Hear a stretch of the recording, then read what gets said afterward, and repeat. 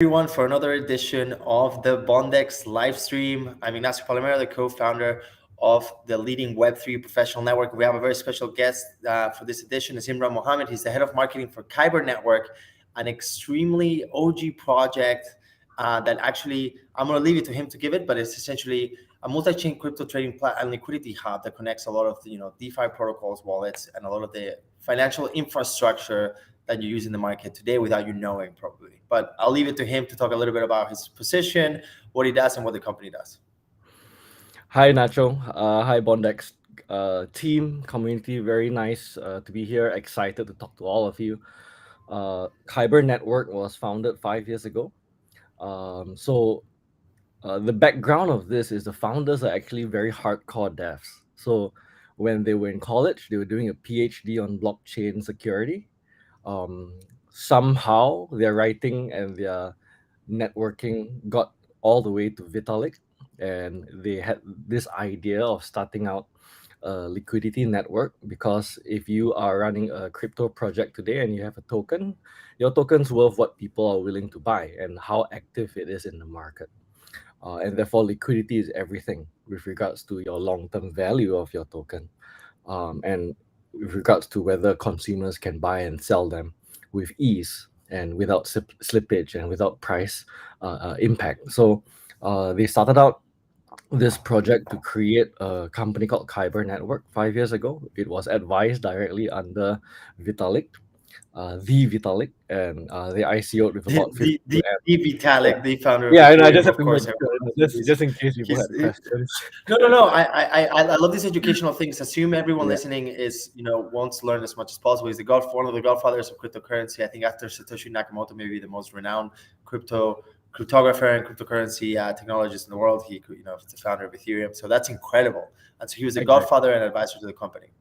So we started out with the ICO then in 2017. They raised about 52 M. And since then, where we've developed to today is we have a bit of a group with a few different businesses now, from ventures to an IDO platform. But we do have as our core business KyberSwap, which is a multi-chain DEX. And what is a DEX? A DEX is a decentralized exchange. So you have a centralized exchange like Coinbase or Binance or many others around the world. Most of these tend to be what we call KYC, where I have to sign up, I have to show my ID, passport, name, email. They know everything about you, and so does the government. And a decentralized platform tends to be focusing on privacy, control, and access. um, and non custodial, right? So that means no one holds your tokens, your assets for you. You are holding it by yourself. So we are probably one of the OG and probably the most integrated decentralized exchange out there, with 10 chains that we integrate with. And this includes your major L1s, your major, what we call Ethereum virtual machine, EVM chains, like your Ethereum, Polygon, Avalanche, Binance, BNB Smart Chain, Aurora, Velas, Arbitrum, so on and so forth.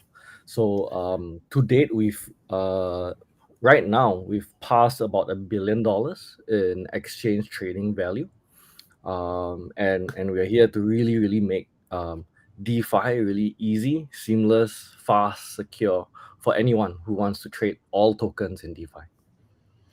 That's honestly incredibly impressive. I love the origin story. It seems like you guys have your fingers in all the pies. That's incredibly complex to pull off, and is what we need: more interoperability and people looking on the back end to make it frictionless for the user. That will drive adoption and make essentially cryptocurrency adoption more mainstream, which is what we need for the ecosystem to succeed and for Web3 to become a reality. So I really appreciate what you guys do, and let's talk about you personally. And you're the head of marketing. We're talking a bit earlier before the call because we like to keep it That's careers. right. We're a professional network. So you were telling me you had an e-commerce marketing agency before. So I'd love to hear about your transition, your Web3 origin story, and how you came across blockchain for the first time, and then why did you decide to take the leap and go into the Web3 career?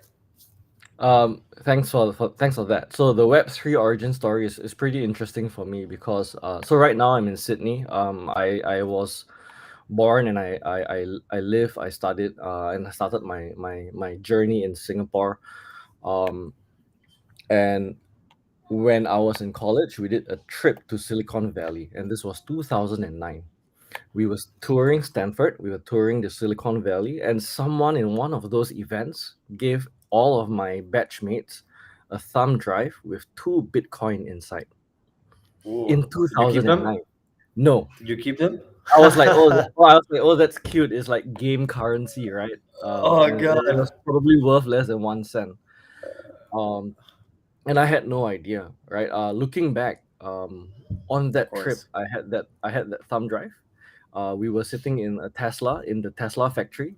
The engineers brought out the battery of Tesla back in 2009 in front of us. They were explaining the whole innovation and what they were trying to drive. And looking back on all of that, I go, everything was in front of me. And I did not know that. I went into trying to build my own startups because I was really inspired by Silicon Valley culture. I tried to build my own startups. Eventually, I built my own marketing agency, and then after that, I joined other high growth startups, primarily in e-commerce, and I was head of marketing there. So I actually only returned back to Web3 in this past year as the head of marketing at Kyber Network. And so, I mean, I call myself a self-professed Web2 normie, and trying to figure out Web3 as I kind of go along and stumble on the job. I think we've all been there, and for me as well. I attended my first blockchain company. The bear market came, pivoted away from that into artificial intelligence. Now coming back, and I wish I never left, obviously, but now feeling welcome back home, and very excited, obviously, with the ecosystem and how everything is developing. But that's incredibly exciting, and that's very early. I heard about Bitcoin for the first time in college around the same maybe 2010. I wish I had been paying better attention, obviously, but in hindsight, obviously you can't think about it. But the good thing is that the opportunity is still there. Maybe not on the investment side, I think it still is, but more on the professional side. There's an arbitrage right now of great opportunity to monetize your skills in the fastest growing industry. And right now the demand for jobs is here, the supply is here. You're going to be able to really kind of Absolutely, get well compensated. And I'd love to absolutely. hear some of the difference that you have from traditional marketing into Web3 marketing that you find exciting, fun. Some of the key differences in your job from now that you're stumbling and exploring the Web3 kind of role. Yeah, I think first I'd love to comment a little bit about the growth and the demand in the industry right now. I think just like me, every other blockchain employer is trying to hire, and there's just not enough really smart people to go around. Everyone's short on talent. Everyone's pulling at strings to make things work simply because growth is crazy. It's so dynamic, and there's just not enough people coming in. And I think I kind of really would like to give an analogy. Like, if you are probably one of the smartest engineers around, mechanical or automotive, would you put your time and your money and your career into combustion engines today? Or or would you look at electric vehicles, or maybe what's even next, right?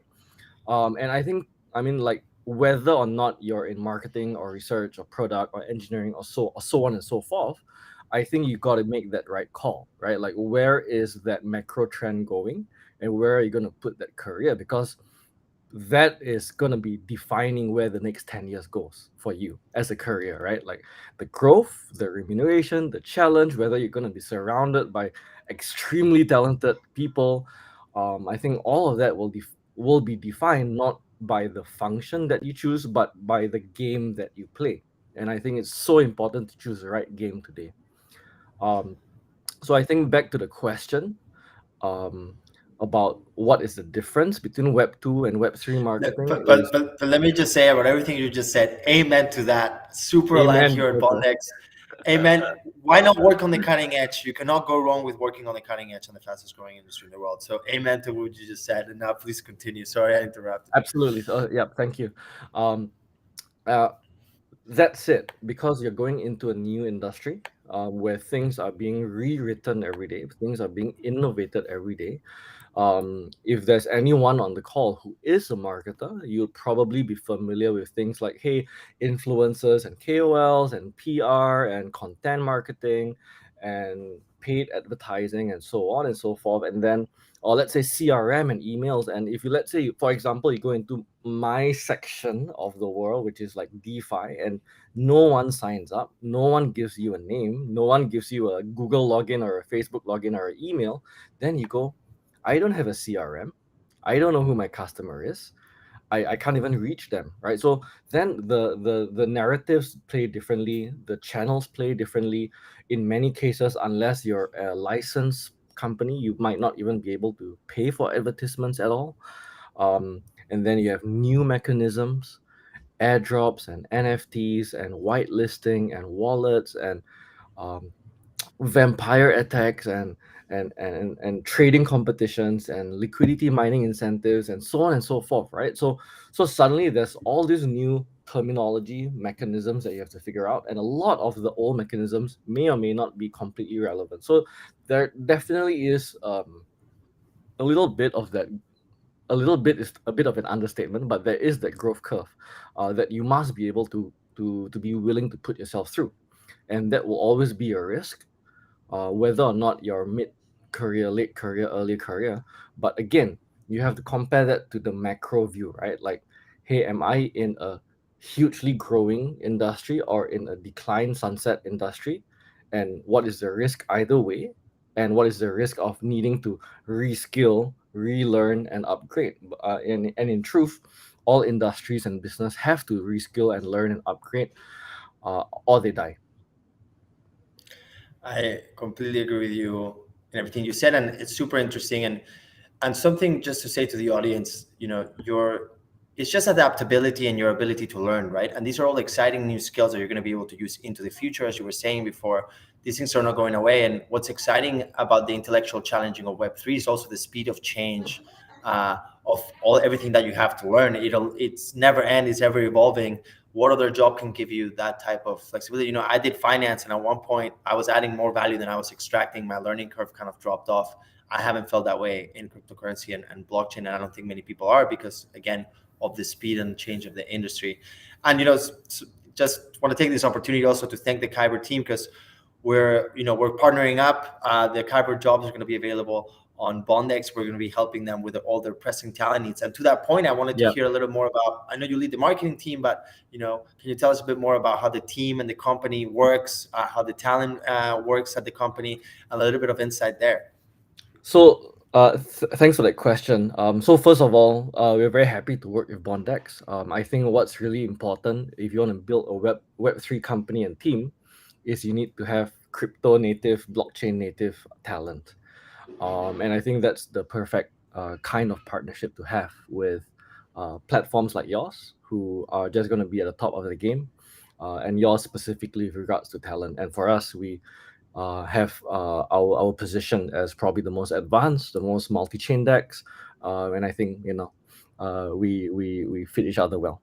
So I think with regards to the kind of the question was, what kind of talent am I looking for? Is that right? No, no, more about that. That was going to be my next question. I want to hear All right. about Okay. how Sorry. does talent work at the company. Is Yeah. it distributed? How do you guys Absolutely work with got it. customer tone zones, stuff like that?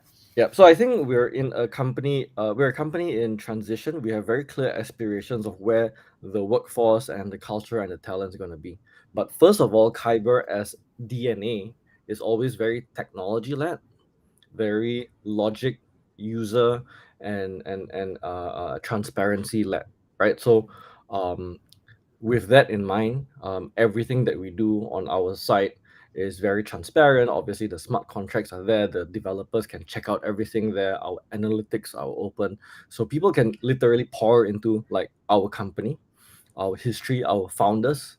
Our team is very public, right? So like we're probably one of the most doxed teams around in the DeFi space. So in the DeFi space, you have so many teams who are anons, for example, all using a pseudonym, having a JPEG or an NFT for an avatar, and you would find that Kyber is very public about it because I think we want to ensure that people don't have any second guesses as to who we are, what we're about, who and what do we portray. Um, so I think that is a very important core identity. When I came in, I talked to Victor. Victor's our CEO, and I said, "Hey, Victor's in Vietnam. When I came in, I was in Singapore. Currently, I'm in Sydney, and I said, "Hey, how does this work, right?" So like we have team members around the place. We have some in Turkey, some in Germany, some in Philippines, some in Vietnam, some in Singapore, some in Sydney, and so on and so forth. And he said, at the end of the day, we are a decentralized company. We should take the lead in decentralization. And I think we already have some models of that. GitHub, WordPress, Automatic, so on and so forth. They've built really huge companies and really huge teams, fully distributed. So our goal eventually is to be completely distributed, work anywhere in the world, um, on your own time, not even with any office hours. That's like our aspirational. We're not there just yet. We do have offices in Singapore and Vietnam, and then a distributed team around the world right now. So I think that's where we are right now, and the real goal is to really become completely decentralized and allow humans to really live and work freely. Well, look at that, practicing what they preach at Kyber Network, an exciting company to work for sure. And that will go into my next question before Thank you. what you're looking for talent. But I want to know what's exciting about working at Kyber Network. If you had to sell maybe the top 3 points of what, you wake up every day excited, what's incredible about working at Kyber? So I think what's really incredible about it is that you have this mixture of excitement because you're working in a really forefronting team, right? You're always on the cutting edge of technology, multi-chain, trading, security, blockchain, so on and so forth, right? When we started to be able to trade tokens on chain and have multiple chains coming up, at first you couldn't trade Bitcoin on Ethereum. And in order to have Bitcoin to be traded on Ethereum chain, you have to create what is called wrapped Bitcoin. And wrapped Bitcoin was created by Kyber Network. And there's just so many innovations along the years that we have been um, that we just been building along the way, and Kyber just has lots of ideas and talented people doing that. But the other part of it is going into Web3, especially if you are the first time going to Web3, you might be concerned around, is the company I'm looking at, is the role I'm looking at, will it be here next year? Will it be here 2 years from now? Will it be here 5 years from now? Or am I needing to opportunistically jump from one company to another because crypto is volatile? And with Kyber, another question that Victor asked me is, what will make you stay here for a long, long time? Because our horizon is very long. We don't look at daily price movements. We look at what is our long 10-year, 20-year vision. And I think those fundamentals really make me excited because you feel this security and anchor of where we are and where we're looking at. But there's so much dynamism and innovation happening every single day. So I think that's and right at the forefront of probably the most exciting industry in the world right now. So I think that would probably sum up my excitement with Kyber right now. That's incredible. Someone to be, so forward looking, but to have such stable, strong roots at the same time to provide security to their employees. I mean, what an incredible place to work at.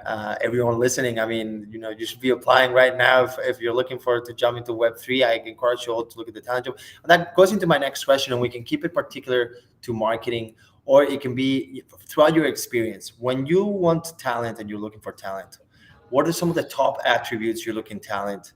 It can be skill sets. It can be something as soft skills. What are some of the things you look at that that make you go, okay, this is the right hire? Um, I think that's a really great question. In our industry, it is very difficult to find people that fit all the boxes. That means I'm looking for a functional person, for example, an ads guy, or a content guy, or a social guy, or a community lead. I'm like hiring across all roles, guys, right now. It's like I cannot keep up with hiring.